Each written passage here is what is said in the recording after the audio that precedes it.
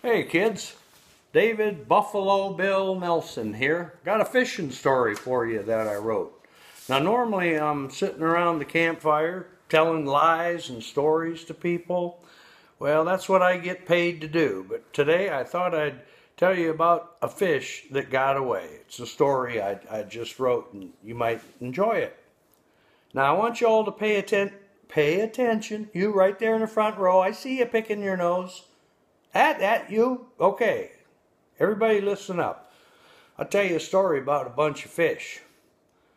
The smoke from the campfire caused the fish to turn their heads and cough from all the wet wood they were burning. I don't know why they burned wet wood, but I guess that was all they had 5 feet underwater. You see, it was a nightly ritual where these fish would all gather at the end of the day and they'd tell fishing stories about the one that got away. Some of them, of course, were exaggerated. That means sort of like lying or stretching the truth. Did you ever do that? But anyway, that's what these fish were doing. They're sitting around this campfire down under the water and telling stories back and forth. Now, Gilbert gar, now a garfish is a long, skinny fish. You can check it out sometime. And like it has teeth in its mouth. And it's known for swimming along and cutting right through the fishing line. So fishermen will use what are called steel leaders. These are things made out of steel with the hook. They think they're outsmarting the fish. Well, what Gilbert does is he goes up above where the steel leader is, and then he tells everybody, he says, yeah, what I like to do is cut right through with my teeth. Just about halfway through, then I give a little tug on the line, and the guy up above thinks he's got me, and right when he's getting ready to pull, I cut through all the rest of the way, and the guy just gets empty line. And he says, I roll away, and I'm laughing, and bubbles are coming up all over. You ever see bubbles when you're out in the river or the pond? Well, that's what that is. That's fish down below laughing probably at you for thinking you're going to catch them someday. Now, a muskie is another kind of fish that has teeth, and they're kind of a serious fish. This guy's name was Mortimer Muskie. He wasn't impressed with Gilbert gar's story a bit. He says, that wasn't funny at all. I'll tell you a real story. So what happened to me one day is I got hooked right there, right on that lip, and he pulled me in the boat. I was a-flopping and hopping all over the guy's boat, and he thought I was struggling and fighting for life, for air. I wasn't struggling. I was jumping up and down looking in his tackle box. And I found something in his box, a pair of needle-nose pliers. And so what I did was I put them in my mouth and I jumped over the side and I swam away with these pliers. Now, whenever a fisherman is using one of those steel leaders, I'll take this thing and cut the line. So kids, if you're ever out fishing for a muskie and you lose your line, it's probably been cut in half by old Mr. Mortimer Muskie. Good stories, fellas, good stories. Oh, great, great, great, great, great. Oh, those stories are so good. A whole bunch of little tadpoles sat off in the corner. They like coming around at night, especially to listen to the older fish tell lies and stories sitting around the fire. Well, a bass named Bunky opened his big mouth. Now, bass have really big mouths, kind of like me. Anyway, so the bass, Bunky, says, I got a story for you that if we could ever find that fisherman, he would verify, because I know y'all aren't going to believe me. He was out there fishing. I saw him out in his boat, and he was just casting off toward the bank and all the lily pads.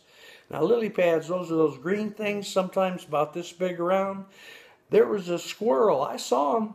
There was a squirrel on the bank, and he saw these 3 lily pads, and out on the far lily pad was an acorn that comes from an oak tree, and it fell. Anyway, the squirrel's watching, and he's hungry. He's hungry. So he jumps out on the first lily pad.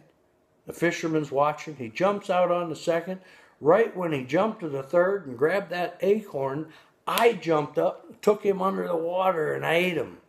I truly did. I ate him for lunch. The fisherman was going nuts. He was jumping up and down. He was screaming and yelling to nobody. I was down below having some lunch. Well, a little while later, I swam back up, came back up to the top, and I popped another acorn on another lily pad. I was waiting for another squirrel to come out so I could have me a little supper later on. You think that's true? Well, it's up to you to decide.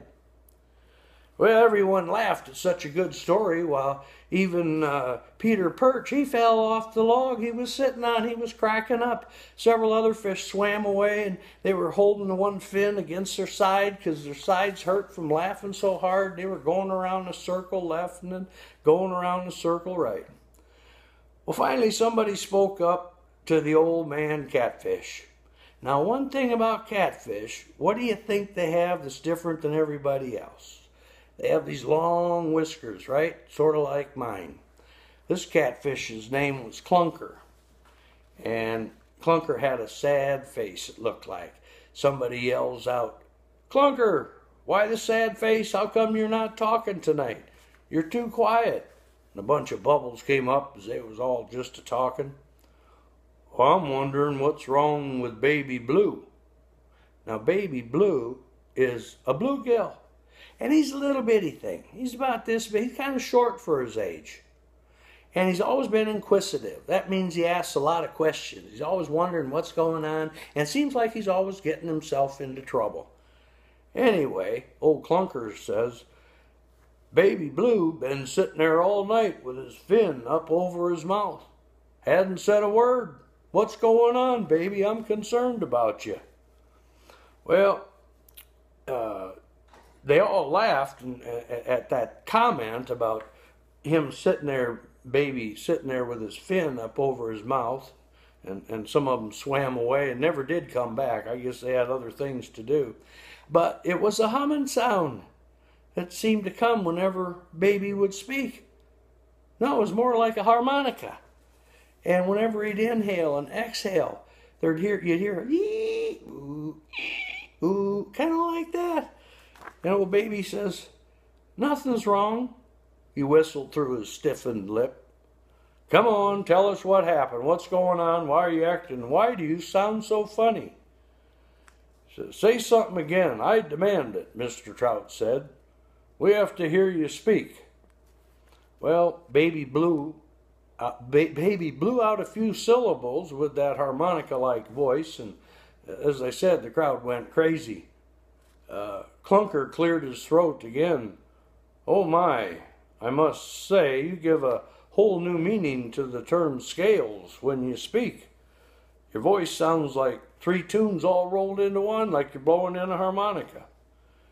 Baby dropped his head. He looked down toward the grass below, and he was embarrassed. He says, "Y'all are not going to believe what happened to me today. I got caught 3 times on the same hook with the same worm by the same fisherman. I got a hole here, I got a hole here, and I got a hole here. And now when I talk, the water whistles right in and out of it, and that's why I have this unusual sound." Well, words like moron, idiot, nincompoop all came flying out from behind the flames. Why, they were taunting and teasing him, and old baby just kind of felt bad about that. It's not good to tease and taunt other people, is it? It's not nice. Well, baby swam over to the bunch of logs stuck in the water, part of the water and part they were up on a bank, a big tree that fell down when that lightning storm hit that oak tree. Anyway, so baby felt badly. He went on to sleep. Later, in the middle of the night, he woke up with a nightmare. He went, "Oh," he thought he was in a frying pan. Yeah, that would be a bad nightmare, wouldn't it, if you were a fish? Anyway, he sat there for a little bit and he went, "Whew, I guess no matter how bad I think things are, I suppose they could always be worse." And isn't that true? So next time you think things are sort of tough, just think back at old baby and remember that maybe things aren't as bad as what you think. Happy fishing, and keep telling fishing lies.